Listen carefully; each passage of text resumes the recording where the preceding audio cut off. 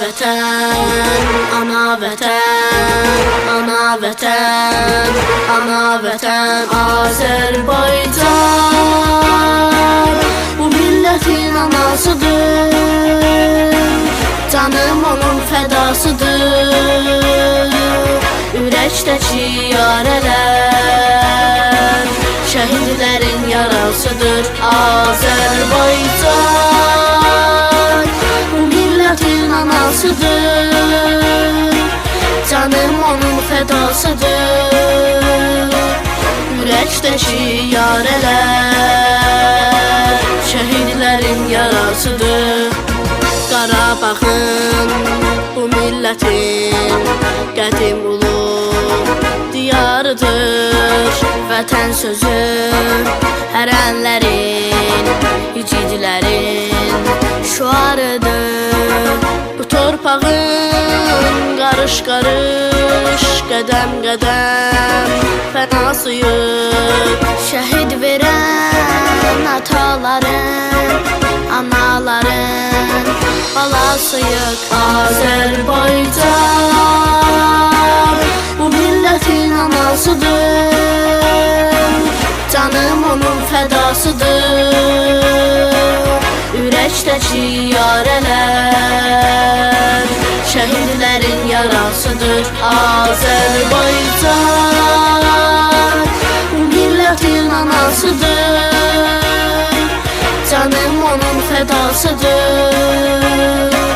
Ürəkdəki yarələr şəhidlərin yarasıdır.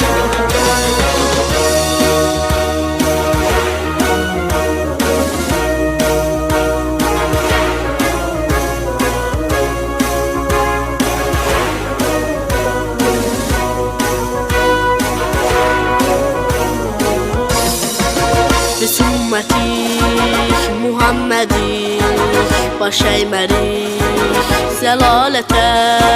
Həqiqətin yolundayıq, dil atmışıq vilayətə. Bizə Quran ana vətən məhəbbəti salıb başa. O gün bu gün deyir bu xalq, vətən yaşa, vətən yaşa. Azərbaycan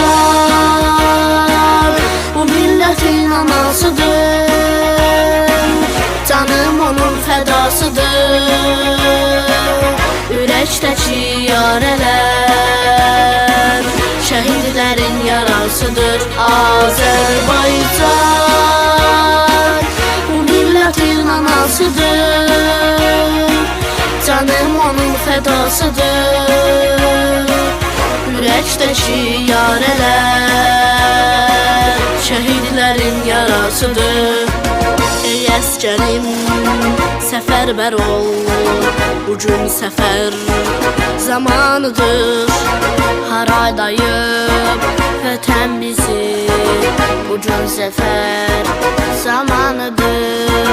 Yarıb qara buludları günəş kimi boğam gərək.